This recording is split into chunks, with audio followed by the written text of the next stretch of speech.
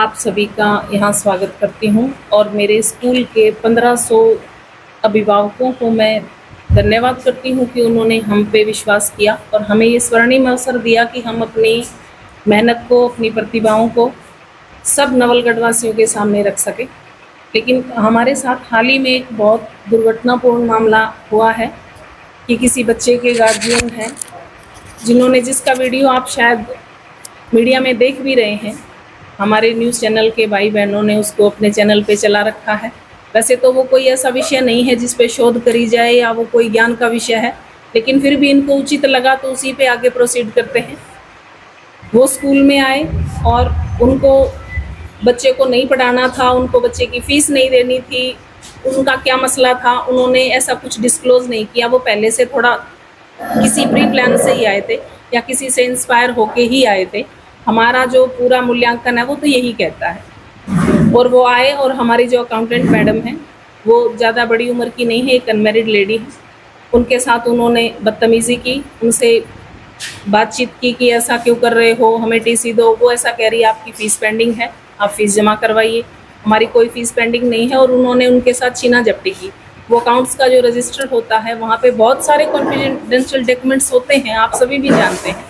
उन्होंने वो छीना झपटी करने की कोशिश की तो हमारे सहयोगी हैं जो शिव कुमार जी, वो आए और उन्होंने उनको ऐसा कहा कि आप ऐसा मत करिए, ये लेडी है आपको दिख रही, उनके साथ भी एक लेडी थी।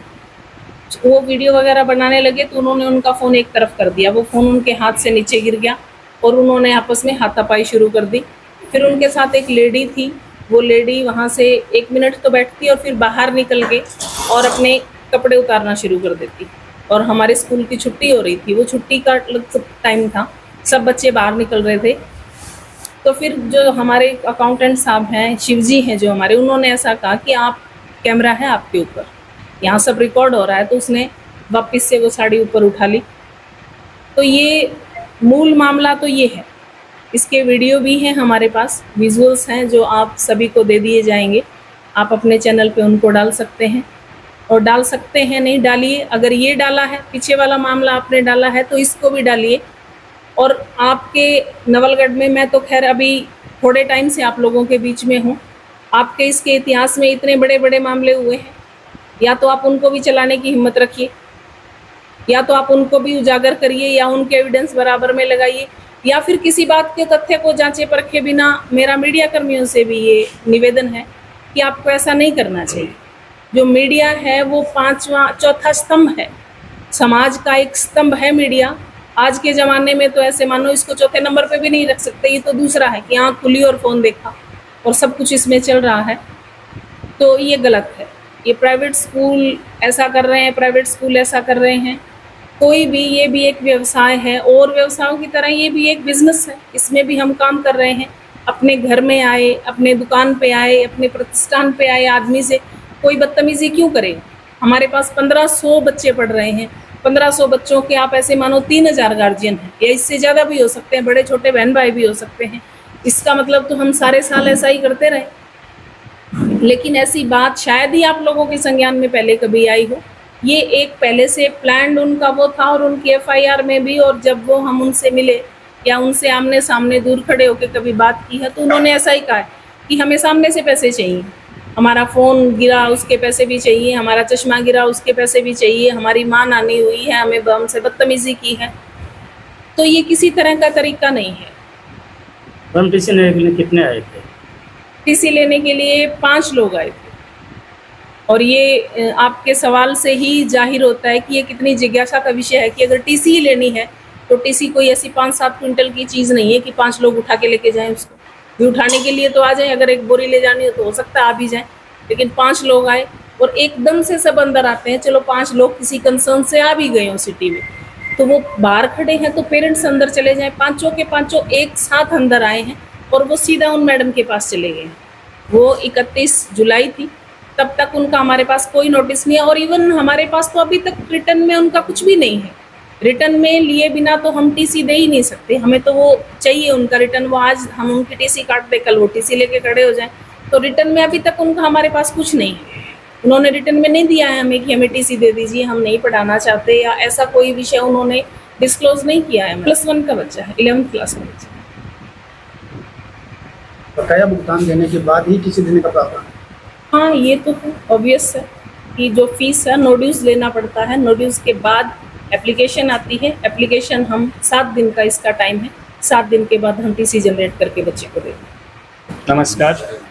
सर्वप्रथम सभी मीडिया कर्मियों को मैं बाबूलाल सैनी, अध्यक्ष निजी शिक्षण संस्थान संघ नवलगढ़। हमारे शिक्षा के मंदिर में इस तरह की जो दुर्व्यवहार की घटनाएं अभिभावकों ने घटी हैं और इस तरह से गलत व्यवहार किया है, ये नहीं होना चाहिए, क्योंकि हम यहाँ शिक्षा के मंदिर में शिक्षा देते हैं। यहाँ समाज को दिशा प्रदान की जाती है और बच्चों को शिक्षित किया जाता है।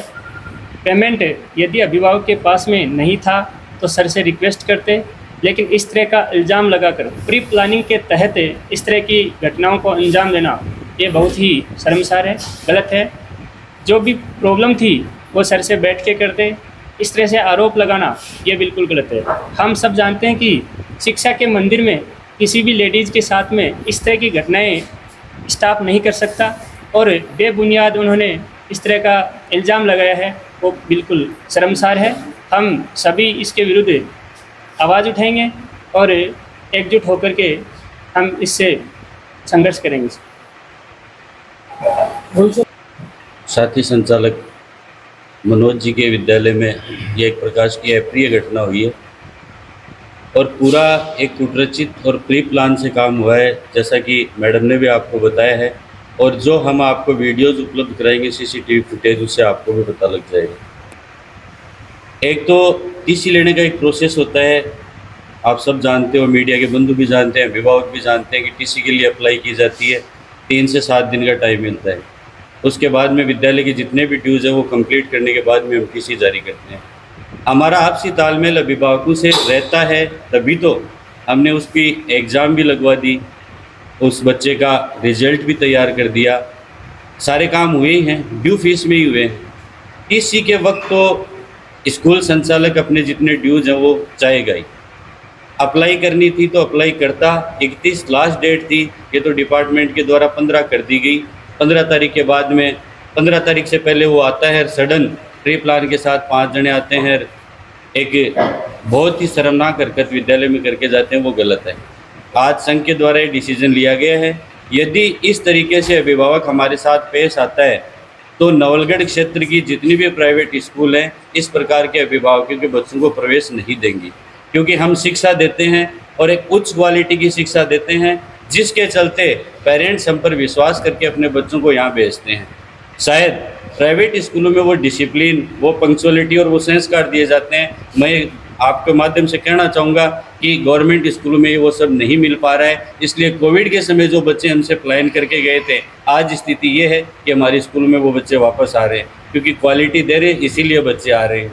और लाखों बच्चे हमारे स्कूलों में पढ़ रहे हैं, शिक्षा अर्जित कर रहे हैं, उनसे हम कॉम्प्रोमाइज़ फीस में भी करते हैं। हमारे आपसी तालमेल पब्लिक रिलेशन के साथ ये सब चल रहा है। तो एक अपवाद स्वरूप इस प्रकार के अभिभावक जो प्राइवेट स्कूलों के ऊपर इस तरीके से आक्षेप लगा रहे हैं, उनके बच्चों को हम शिक्षा देने में भी सक्षम नहीं हैं। मैं ये कहने में भी हिचकिचाऊंगा नहीं, क्योंकि मुझे मेरे साथी स्कूल संचालकों पर पूर्ण विश्वास है कि आज हमारी ये मनोज जी का विद्यालय नहीं, ये प्राइवेट स्कूल हम सब का है। यदि प्राइवेट स्कूल का नाम जुड़ता है, इसका मतलब कि नवलगढ़ की जितनी 150 स्कूलें हैं वो सब स्कूलें एक हैं। और आज ये घटना इनके साथ नहीं हुई है, हम सब के साथ हुई है। और यदि कोई प्राइवेट स्कूल वाला इसका एडमिशन लेता है, इसको प्रवेश देता है, तो हम उनसे भी आपस में बात करेंगे, उनको समझाएंगे कि आज उनके साथ हुआ है, कल हमारे साथ भी हो सकता है। प्रशासन से निवेदन करूँगा कि तफ्तीश की जाए, इस मामले की गहनता से जांच की जाए।